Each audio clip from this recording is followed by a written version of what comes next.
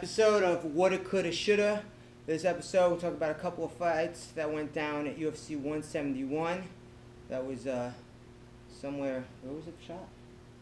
Oh God, I don't know. Somewhere in Texas. First match we're going to talk about is the Preux. Did I say that right? St. Preux versus Krylov. Okay. So St. Preux puts Krylov in the old school flue choke. So we'll show that, and I'm going to show how to escape it, and then we'll go on and on with some other matches. So I will be getting choked, and I will show how to avoid the choke that happens. So he's on top here, and usually this happens when someone goes for a guillotine, doesn't let go. You should probably let go when someone gets side control of your guillotine. It's not going to work. Now the smart thing what he did was he pushed, or St. Preux, whatever his name is, pushed the head into the arm, trapping this. Because normally this gets you some space. Now the better way to do is to get on the toes and let the shoulder drop through the throat. See, this is bad. Very bad, and it's going to work. It works great. It worked in the fight. So now as he's pushing, so the arm is trapped, and the shoulder drops, the first thing that I would want to do is bring my forearm into the hip right here. It's like a basic setup to recover your guard. And push, go ahead, get your butt off the ground and push into me. Push this away. See, that takes pressure. All you gotta do is create a frame. When that frame is created, next thing you want to do is get this arm out immediately. Just get it under that head. Then you can recover guard or scramble to get out. Okay, so again, very quickly. Going for the flue. Head pressure, her head's pushing up towards my head, trapping that shoulder. Shoulders dropping down to the floor through my throat. First thing, I'm choking already. Get the frame going here. This forearm's going to push away. Taking some, see, now I can breathe. You can hear the difference in my voice. And circle this arm out. Sometimes if you have power, get the forearm in as well, depending on the pressure they're giving you. That was the first match. And what he woulda, coulda, shoulda done to maybe go on and keep fighting. Okay. The next match we're going to talk about is the Myles jury versus Sanchez. Sanchez goes for a guillotine at one point, and I'm going to give some details on what he woulda, coulda, shoulda done to maybe change it up and finish the match or fight, whatever you want to call it. Don't get mad at me. So he starts from standing, and then I'm going to say it should have dropped to the floor to change some things up. So what he goes for, he goes in for an arm and guillotine. I mean, the opponent's arm is in here. Okay? Normally guillotines are going to work really well if done properly when there's no arm trapped in there.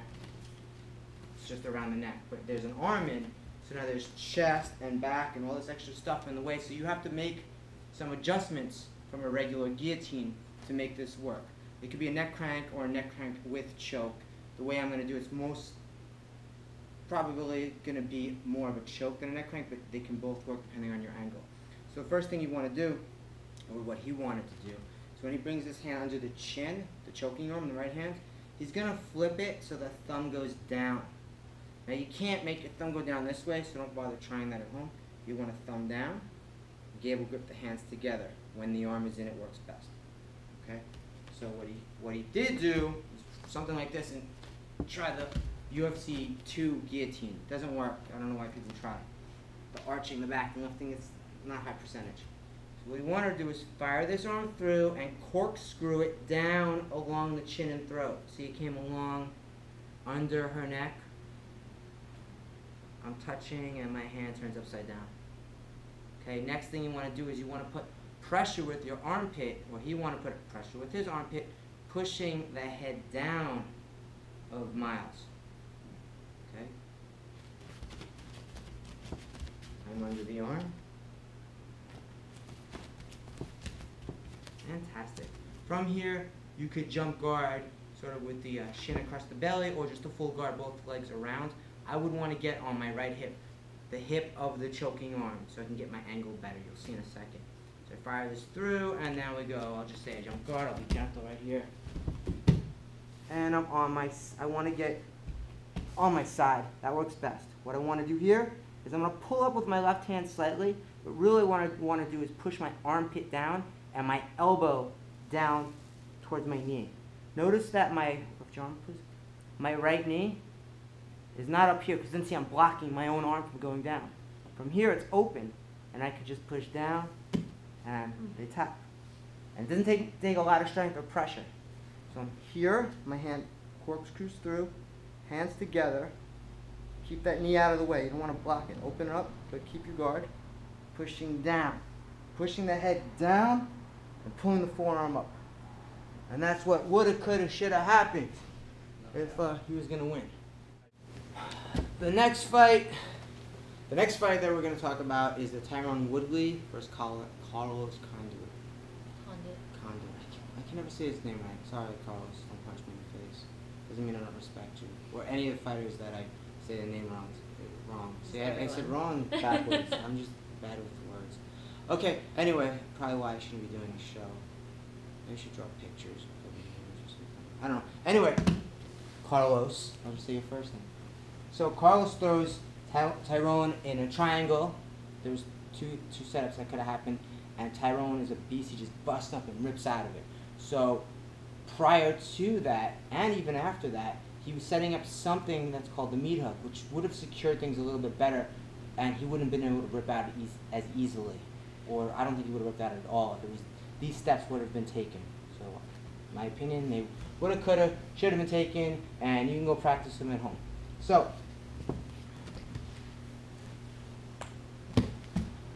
Carlos is on his back looking for these triangle setups.